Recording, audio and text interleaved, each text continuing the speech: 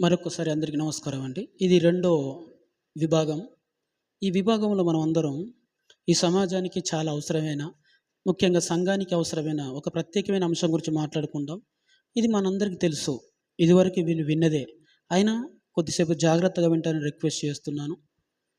ఏవండి అర్థం చేసుకోండి. యవ్వన పిల్లలకు కానీ, పెళ్ళైన పురుషులకు కానీ ఇది బలహీనతనా, ఇది కావాలని చేస్తుందా, దుష్ట ప్రభావమా తెలియదు. స్త్రీ వ్యామోహం, పరాస్త్రీ వ్యామోహం ఇది మంచిది కాదు. సమాజం కానీ, ఏవండి సంఘం కానీ, చట్టం కానీ ఒప్పుకోనిది. అది దుష్కర్మ కార్యం, ఇది నేరం. దీని గురించి మనకు ఖచ్చితంగా ఒక అవగాహన ఉండాలండి. సంఘం, సమాజం దీన్ని భరించలేవు, దీన్ని ఒప్పుకోలేవు. ఇది విలువ కిందికి రాదు. కానీ అన్నిటికీ మించి దేవుడు, మరి ఆయన ఏం రాయించాడు? ఈ సమాజము, ఈ సంఘము, ఏమండి ఈ చట్టం నుంచి మనం దాన్ని ఒకవేళ నీ తెలివితేటలతో స్కిప్ చేస్తున్నా దేవుని నియమాల నుంచి మనం తెప్పించుకోలేం కదా. కాబట్టి ఈ విషయాల గురించి బైబిల్ ఏం చెప్పిందో కొద్ది వాక్యాలను ఆలోచన చేద్దామండి. సామెతల గ్రంథము అర్థం చేసుకుంటున్నారా? సామెతల గ్రంథము 5వ అధ్యాయము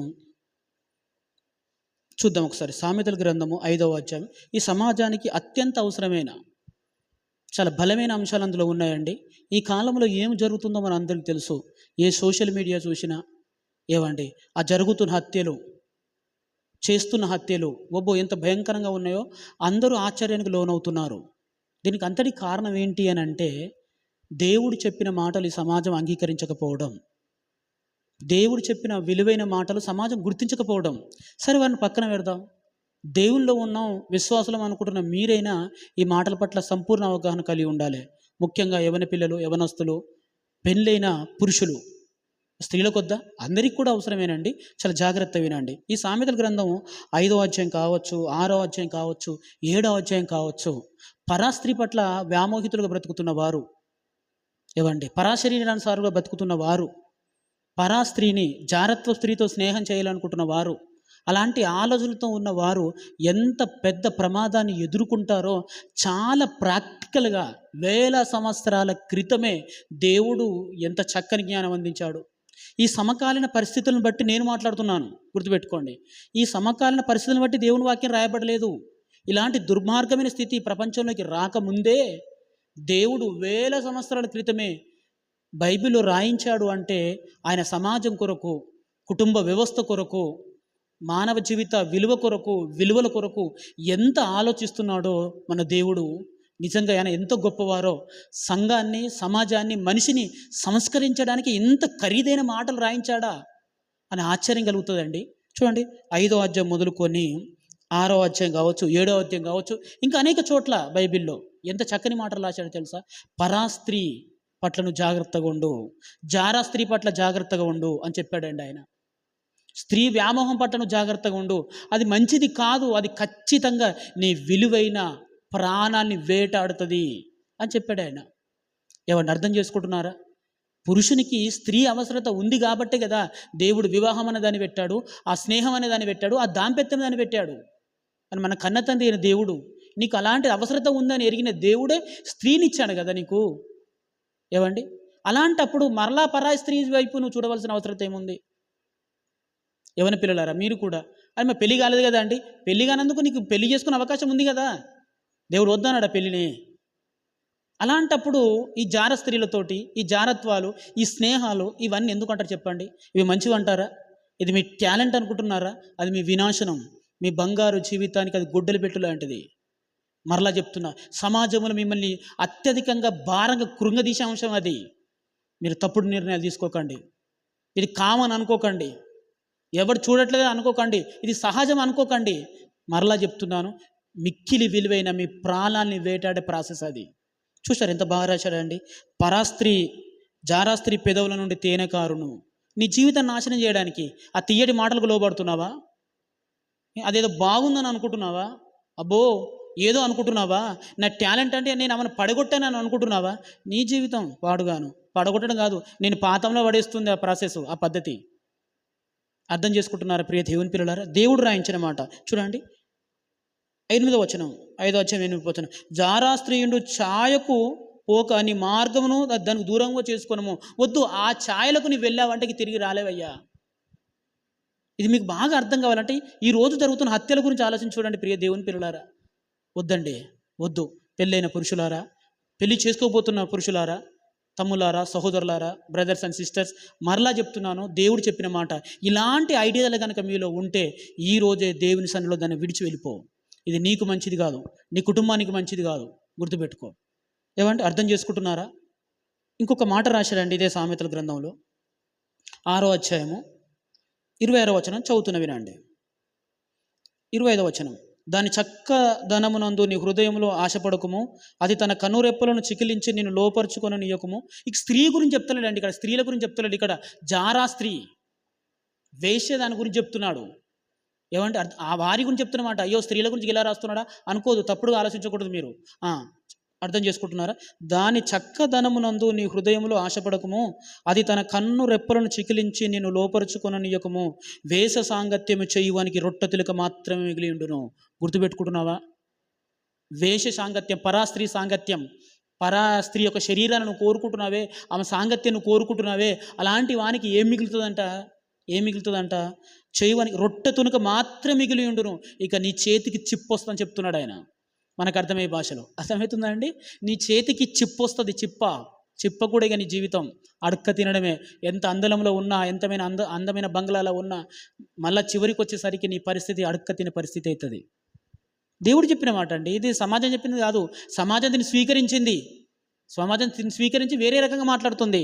కరెక్ట్ కదా, అలా చేయకూడదు, అప్పుల పాలైపోతామని. ఇంకా చూద్దామా? మగనాలు మిక్కిలి విలువగల ప్రాణమును వేటాడును అన్నాడు. ఏంటంటే అదే చివరికి నీ ప్రాణం కూడా పోవచ్చు, హత్యలు కూడా జరగవచ్చు అన్నాడు. మిక్కిలి విలువైన నీ ప్రాణం, నీ కుటుంబం, నీ దాంపత్య జీవితం, నీ విలువైన జీవితం, నీ ఆస్తిపాస్తులు అన్నీ జీరోకి వస్తాయి. అర్థం చేసుకుంటున్నారా? అయ్యో ఇలా అవుతలేదు, నన్ను మోసం చేశారు అనకు. దేవుడు నువ్వు మోసపోకముందే రాయించాడు కదా. నీకు ఇలాంటి దుర్భరమైన స్థితి వెళ్ళక ముందుకే రాయించాడు కదా. లోకానికి తెలియదండి, పక్కన పెడదాం. నీకు దేవుడు రాయించాడు, ఇది దేవుని గ్రంథం, ఓ మా దేవుడు అని అనుకుంటున్నావు కదా. ఆ దేవుడే నీ కోసం చెప్పిన మాట, నీ భవిష్యత్తు కోసం చెప్పిన మాట. ఇది నమ్మవా? చెప్పు. ప్రియ దేవుని పిల్లలారా, ఆలోచించండి మాట. మిక్కిలి విలువగల ప్రాణమును వేటాడును. చచ్చిపోతారా? ఏమో, హత్య కూడా జరగవచ్చు నీ ప్రాణంలో, ఏదైనా జరగవచ్చు. ఇంకా ఒకడు తన ఒడిలో అగ్ని నుంచుకొని ఎడల తన వస్త్రములు కాలకుండా. లైవ్ ఎగ్జాంపుల్ చెప్తున్నాడండి, సజీవ సత్యం చెప్తున్నాడు. ఒడిలో బట్టలు అగ్గి పెట్టామనుకోండి, అగ్గి అది కాలుతుంది కదా. మరి నువ్వేమో నాకు లిమిట్స్ ఉన్నాయండి, నాకు పద్ధతి తెలుసా అండి, నేను అలా ఉండనండి, ఏదో అనుకుంటున్నావు కదా, నేను అంత దూరం తెచ్చుకోనండి. అర్థం చేసుకుంటున్నారా? నువ్వు అనుకుంటున్నావు అది నీ టాలెంట్ అని. లేదు, అగ్గి తెలుసు కదా, అగ్గి నిప్పుకోలు. అది వస్త్రంలో వేస్తే కాలిపోతాయి కదా, అది సత్యమే కదా. కాలవు అని అంటే సరే, నీ వస్త్రంలో నీ షర్ట్లోనో సరే ఒక 4-5 అగ్గి మిప్పుకలు తీసి వేయండి అమ్మా, అప్పుడు తెలుస్తుంది. కాలలేదా? ఓకే. కాలుతుందంటే నీ జీవితం కూడా అలాగే కాలిపోతుందని అర్థం. ఏమో అర్థం చేసుకుంటున్నారా? నాకు అట్లా అది కాదు నాది అనుకోకు. లోకం కళ్ళు కట్టగలవేమో, దేవుని కళ్ళు కట్టగలవా?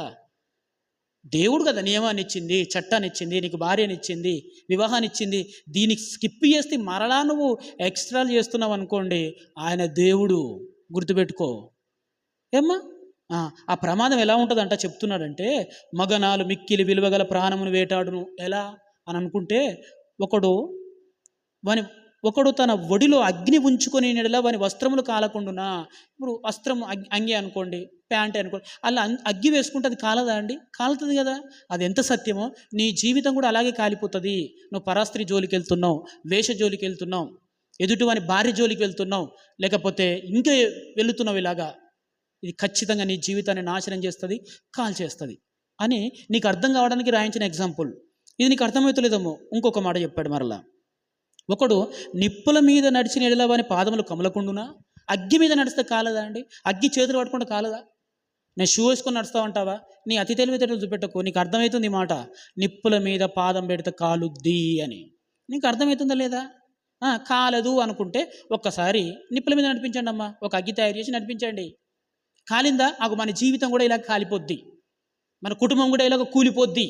దేవుని దృష్టిలో మొత్తం విసర్జింపబడతాం, తరాలు అనుకునే పరిస్థితి మనకు వస్తుంది.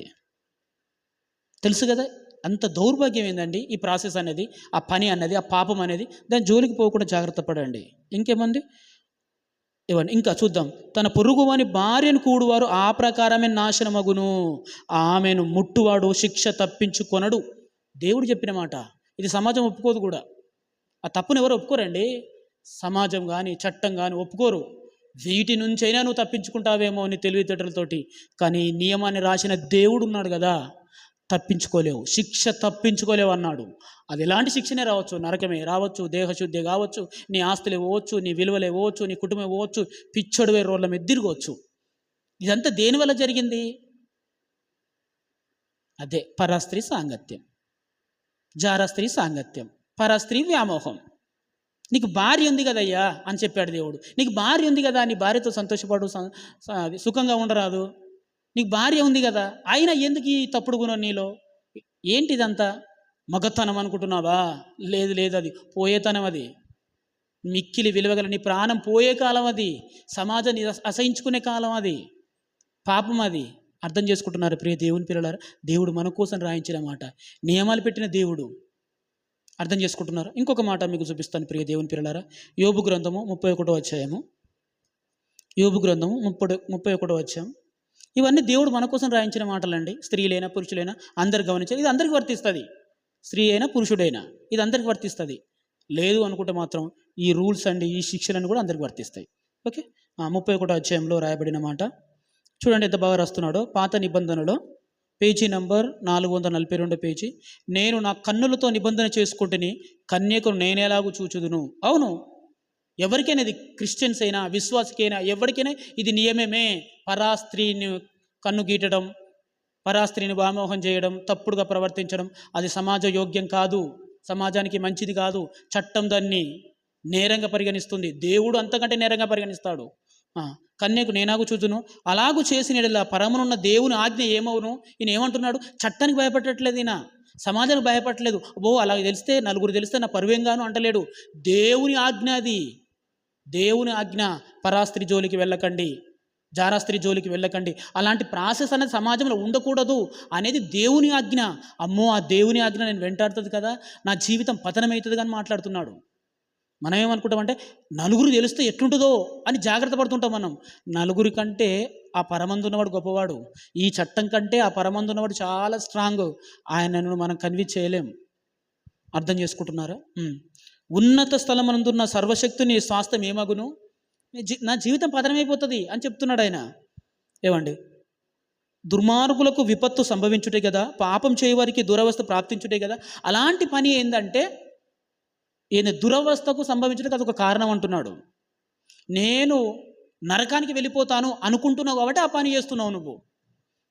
నేను నాశనం అయిపోతున్నావు అనుకుంటున్నావు కాబట్టి అలాంటి తప్పుడు పనులు నీ హృదయంలో వస్తున్నాయి అని చెప్తున్నాడండి. ఇంకా ఇంకా ఇంకా మీకు గన్షాట్గా అర్థం కావడానికి కొన్ని మాటలు చెప్తానండి. నేను హృదయమున పరాస్త్రీని మోహించిన ఎడల, నా పొరుగువాని ద్వారమున నేను పొంచిన ఎడల, నా భార్య వేరొక్కని తిరగలి విసురుగాక, ఇతరులు ఆమెను కూడుదురుగాక. ఇది దుష్కమ కార్యము, అది న్యాయాధిపతుల చేత శిక్ష పొందదగిన నేరము, అది నాశనము వరకు దహించు అగ్నిహోత్రము, అది నా ఆదాయం అంతయు నిర్మూలం చేయును. చెప్పాడు కదా సామెతల గ్రంథం, రొట్టె ముక్క మాత్రం మిగిలి ఉండును అని. ఇక్కడ అదే చెప్తున్నాడు. అప్పుల పాలు కావడానికి, నీకు నా ఆస్తులన్నీ నాశనం కావడానికి అదో కారణం. అది బలమైన కారణం. అది దుష్కమ కార్యం. న్యాయాధిపతులు, చట్టం శిక్షించే కారణం అది. మేము ఇరువురు ఇష్టపడి చేసామండి, అయినప్పటికీ నీ దేవుడు వదలడు సుమి. దేవుడు చట్టాన్ని రాసింది, ఈ చట్టమే వదలదు. ఆ చట్టం ఎంత బలమైంది, ఈ సమాజం ఎంత బలమైంది. మరి దేవుడు, అది దుష్కమ కార్యము, పరమందున్న దేవుని దృష్టికి మహాపాపకార్యం అది. కాబట్టి ఇలాంటి ఆలోచన కనుక ఎవరిలోనూ ఉంటే దయచేసి, మీరు అలాంటి వారు కారు, కానీ భవిష్యత్తును హెచ్చరించి దేవుడు మన కోసం రాయించాడు. కాబట్టి అలాంటి ఆనవాళ్ళు కనుక మనలో సాతాను ప్రేరేపిస్తున్నప్పుడు దీన్ని వదిలివేసుకోవడం, తుడిచిపెట్టుకోవడం, ప్రభువు వైపు మీ మనసులు తిప్పుకోవడం మంచిది. లేకపోతే ఏమన్నాడు చూడండి అక్కడ, నేను నా హృదయం పరాస్త్రీని మోహించిన ఎడల, అలాంటి సాంగత్యం కోరుకుంటే నా భార్య కూడా అలాగే చేయవలసి వస్తుంది, నీ భార్య కూడా అలాంటి పరిస్థితి వస్తుంది. నీ భార్యను కూడా ఇబ్బంది పెడతాడని రాస్తున్నాడు. నేను నోటి నుంచి అనుకోవట్లేదు, అర్థం చేసుకుంటున్నాను. అవును కదా, నువ్వు అలా చేస్తుంటే భక్తి గల నీ భార్య మనసు పాడైపోయి ఆమె కూడా విలువలు మర్చిపోతే అది బాగుంటుంది చెప్పు? ఏవయ్యా, నీ భార్యలో భక్తి ఉంది, విశ్వాసం ఉందని నువ్వు అనుకుంటున్నావు కదా, అది కాస్త చెడిపోయి ఎందుకంటే నువ్వే కదా దానికి పితరునివి. నువ్వు ఇలాంటి తప్పుడు పనులు చేస్తున్నావు, నీ ఇంట్లో నువ్వు ఏదేదో చేస్తున్నావు. ఆమెకు తెలిసింది. ఏ భార్య దాన్ని స్వాగతించదు, వద్దని వాదిస్తుంది. అయ్యో ఇది దేవునికి దుష్కమ కార్యం, సంఘ వ్యతిరేకమైన కార్యం, దేవుని దృష్టికి మహా వ్యతిరేకమైన కార్యం, ఇది వదిలేసుకుంటే బాగుంటారండి. లేదు అనుకొని ఏదో నీ తెలివితేటలు ప్రదర్శిస్తున్నావు అనుకో, నీ భార్యను చెడగొట్టడానికే నువ్వు మార్గం చూపిస్తున్నావు. విలువలు కలిగిన గ్రంథం చెబుతుంది కాబట్టి వాళ్ళు అలా బతుకుతున్నారు. ఇక విలువలే మర్చిపోయారు అనుకోండి, ఇక నీ పరిస్థితి నీకు దినదిన నరకమే. ఎందుకంటే నీ భార్యకు అలాంటి పాట నేర్పించింది నువ్వు, నీ భర్తకు అలా ప్రవర్తించి చేసేది ఏందో నువ్వు అమ్మా. అర్థం చేసుకుంటున్నారు లేదా? యేసుక్రీస్తు మన విశ్వాసం ఏర్పడడానికి ఆయన ప్రాణపెట్టి వ్యక్తులను ఏర్పరిస్తే మీ ప్రవర్తన చేత నీ భార్యలో ఉన్న భక్తిని ఒక భర్తగా నువ్వు చెడగొడుతున్నావు, నీ భర్తలో ఉన్న భక్తిని ఒక భార్యగా నువ్వు చెడగొడుతున్నావు. దేవుని నుంచి తప్పించుకుంటావా చెప్పు? ఏం అర్థమవుతుందా మీ అందరికీ? అది దుష్కమ కార్యం. నీ కుటుంబాన్ని పతనం చేసుకుంటున్నావు, సంఘంలో నీ విలువలు నాశనం చేసుకుంటున్నావు, దేవుని దృష్టికి మహా విపరీతంగా చెయ్యలేబడుతున్నావు. ఏమండి, సొదొమ గొమొర్రా మనందరికీ తెలుసు కదండి. దాని ఆనవాళ్ళు ఇప్పటికి కూడా భయంకరంగా ఉన్నాయి. కారణం ఏమంటారు? ఇదే కదా ఈరోజు మనం మాట్లాడుకుంటే టాపికే కదా దానికి కారణం. యోసేపు మన జీవితం తెలుసు కదండి. యోసేపు పడిన నిందనే తన జీవితాన్ని ఎంత చీకటి పాలు చేసింది. 8,000 సంవత్సరాలు చీకటి పాలు చేసినాడు యోసేపు అని భక్తిపరుని జీవితం. నిందనే ఇంకా చేయలేదు. అలాంటి పని నువ్వు చేయడానికే నువ్వు హృదయంలో ఆలోచించుకుంటున్నావు అంటే నువ్వు తప్పించుకుంటావా జైలు జీవితాన్ని? నువ్వు తప్పించుకుంటావా అవమానాన్ని? నువ్వు తప్పించుకుంటావా నిందలను? నువ్వు తప్పించుకుంటావా పరమందున్న దేవుని శిక్షను? చెప్పు. యోసేపు వారు పడిన నింద, కుట్రపూరితమైన నిందకే తన జీవితం చెరసాల పాలైంది, అవమాన పాలైంది, నవ్వుల పాలైంది. అలాంటి తప్పుడు పని నీ హృదయంలో రాజ్యం వెళుతుంది. అలా చెయ్యాలని నీ కాళ్ళు నీ చేతులు పరిగెత్తుతున్నాయి. చాలా టాలెంట్ అనుకుంటున్నావు నువ్వు. అది అర్థం చేసుకో. చట్టం చేత సమాజం చేత నువ్వు తప్పించుకోలేవు. ఒకవేళ అక్కడైనా తప్పించుకొని వచ్చేమో కానీ దేవుని నుంచి మాత్రం తప్పించుకొనలేవు. భయంకరంగా నీ పరిస్థితి మారిపోతుంది. నీ మిక్కిలి వెళ్ళడు, నీ ప్రాణం పోవచ్చు, నీ ఆస్తులు అన్నీ పోవచ్చు, రొట్టెముత్రం మాత్రం మిగిలి ఉంటుందంట. అది కూడా దొరకదు, నరకం తప్పదు. ఎందుకండి ఇదంతా? ఎందుకు చెప్పండి? నీ భార్య అందు నువ్వు సంతోషించరాదు? లేదు, మంచి హ్యాపీగా పెళ్లి చేసుకోరాదు సంతోషంగా? ఎందుకు ఈ గొడవలన్నీ? ఆలోచించండి. ఎంత మంచి మాటలు చెప్పాడండి దేవుడు. ఇవి నమ్ముతున్నాం కదా దేవుని మాట, జీవం గల దేవుని మాట అని. ఇది నీ కొరకు రాయించాడు. అర్థం చేసుకుంటున్నారు కాబట్టి వీలైనంత మట్టుకు మరలా చెప్తాం, పెళ్ళైన పురుషులారా స్త్రీలారా పరాపురుషుల పట్ల కానీ పరాస్త్రీల పట్ల కానీ అలాంటి ఆలోచన తీసేయండి. మంచిది కాదు. పెళ్లి కాని పురుషులారా పెళ్లి కాని స్త్రీలారా మీరు కూడా అంతే. హ్యాపీ పెళ్లి చేసుకోండి, కానీ ఇలాంటి దౌర్భాగ్యమైన ఆలోచనలు మీ హృదయంలోకి తీసేయండి. ఇది దేవుని మాట. లేదు అనుకుంటే మాత్రం ఏం చేయలేమండి. లేదు అనుకుంటే మాత్రం ఏం చేయలేదు. మాకు తెలుసులే, మాకు టాలెంట్ ఉంది అనుకుంటే మరలా చెప్తున్నాను, దేవుడు ఖచ్చితంగా రాయించాడు, అది ఖచ్చితంగా అప్లై చేస్తాడు. ఇది చట్టం, ఆయన అప్లై చేసి తీరుతాడు. మానవ చట్టాలే బలంగా ఉన్నప్పుడు దేవుని చట్టం అంతకంటే 1000 రెట్లు శక్తి గలది. ఓకే, చట్టం అనేది చాలా విలువైనదండి. దేవుడు ఈ లోకంలో ఉన్న చట్టాల పట్ల, ఈ అధికారుల పట్ల ఎలా దానికి భయభక్తులు కలిగి ఉండమంటున్నాడో ఒక మాట చూద్దామండి. రోమిలకు రాసిన పత్రిక 13వ అధ్యాయంలో మొదటి మాట, కొత్త నిబంధనల పేజీ నంబర్ 142వ పేజీ. ప్రతి వాడును పై అధికారులకు లోబడి ఉండవలను, ఎలా అనగా దేవుని వలన కలిగినదే తప్ప మరి ఏ అధికారములు లేదు. ఉన్న అధికారములు దేవుని వలన నియమింపబడి ఉన్నవి. కాబట్టి అధికారులను ఎదురించువాడు దేవుని నియమమును ఎదురించుచున్నాడు. ఎదురించువారు తమ మీదికి తామే శిక్ష తెప్పించుకొందురు. అర్థం చేసుకుంటున్నారా? చట్టాన్ని గౌరవించమని చెప్తున్నాడు. ఆ చట్టాలు మానవ సమాజాన్ని కాపాడు కొరకు దేవుడిచ్చిన విలువైనవి. అధికారులను గౌరవించమని చెప్తున్నాడు, లోబడమని చెప్తున్నాడు. ఒకవేళ దేవుని చట్టాన్ని వ్యతిరేకించడం ఎంత నేరమో, ఈ సమాజంలో ఉన్న మానవ చట్టాలను కూడా వ్యతిరేకించడం అంత నేరం అండి. ఎందుకంటే అవి వాటిని ఇచ్చిందే దేవుడు. ఈ చట్టాలను వ్యతిరేకించిన నీవు, ఎదిరించిన నీవు శిక్ష తెచ్చుకుంటావు కదా. ఏమంటే చట్టం ఉంది, ఆ చట్టాన్ని ఎదిరించి కనుక నువ్వు మాట్లాడినా, ఆ చట్టాలను ఎదిరించి కనుక నువ్వు పాపం తప్పు చేస్తున్నా, ఆ చట్ట ప్రకారం నువ్వు శిక్షార్హుడవే. ఎందుకంటే ఆ చట్టం నీపై అప్లై అవుతుంది, దాని ప్రకారం శిక్ష పొందుతావు. ఏ దేశంలో ఉన్నా ఆ దేశ చట్ట ప్రకారం. ఒకవేళ ఆ చట్టాన్ని కనుక నువ్వు వ్యతిరేకిస్తే ఖచ్చితంగా నువ్వు శిక్ష పొందవలసిన వాడవే అని బైబిల్ చెప్తుంది. ఆ చట్టాన్ని గౌరవించమని చెప్తుంది. ఎందుకంటే ఇప్పుడున్న ఈ చట్టాలైనా దేవుడి వల్ల కలిగినాయి. కొన్ని మానవ విపరీత బుద్ధుల వల్ల కొన్ని మార్చుకుంటున్నారు, కానీ ప్రతి చట్టం ఈ సమాజాన్ని కంట్రోల్ చేయడానికి, ప్రతి నియమం ఈ సమాజాన్ని మంచి మార్గం నడిపించడానికే. ఎందుకంటే అవి దేవుడి వలన కలిగినాయి. అలాంటిది మరి దేవుని చట్టం ఎంత పవర్ఫుల్ ఆలోచించండి. ఆ దేవుని చట్టం ఏం చెప్పిందో తెలుసా ఈ విషయంలో, భార్యాభర్తల విషయంలో? ఒక మాట చూపిస్తానండి. 1 కొరింథీయులకు రాసిన పత్రిక 7వ అధ్యాయము 4వ వచనం. 1 కొరింథీయులకు రాసిన పత్రిక 7వ అధ్యాయం 4వ వచనం. పేజీ నంబర్ 149 పేజీ అండి. భర్తకి కానీ భార్యకు తన దేహంపైన అధికారం లేదు, అలాగనే భార్యకి కానీ భర్తకు తమ దేహంపైన అధికారం లేదు అన్నాడు. నీ భార్య పైన అధికారం ఒక భర్తగా నీకే ఉంది. నీ పైన అధికారం నీ భర్తకు ఉంది, భర్త పైన అధికారం ఒక భార్యకు ఉంది. ఖచ్చితమైనది నియమం ఇది, కాదనకు లేదు. అంతకు మించికి వేరే శరీరానిపైన నీకు అధికారం లేదు.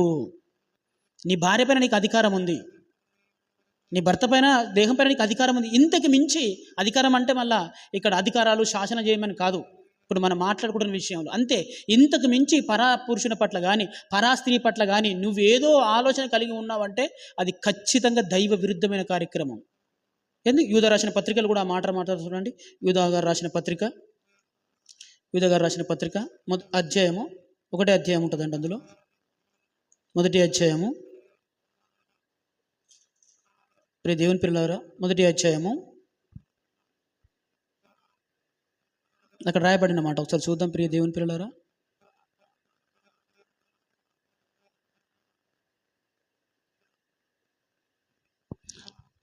పరాశరీరానుసారులు అన్న మాట ఉంటుంది. రికార్డ్ అవ్వని బిడ్డ, రికార్డ్ అవ్వని, టెన్షన్ పడకు, నేను కట్ చేస్తాను దాన్ని.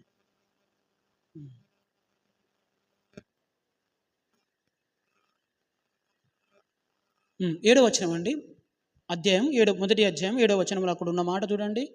ఏవండి, వీరి వలన వ్యభిచారం చేయుచు పరాశరీరానుసారులైనందున నిత్యాగ్ని దండన అనుభవించుతూ దుష్టాంతము ఎంచబడను. అటువలనే వీరును కలలు కనుచు అపవిత్రపరుచుకొనుచు ఏవండి ప్రభుత్వములను నిరాకరించుచు మహాత్ములను దూషించుచు ఉన్నారు.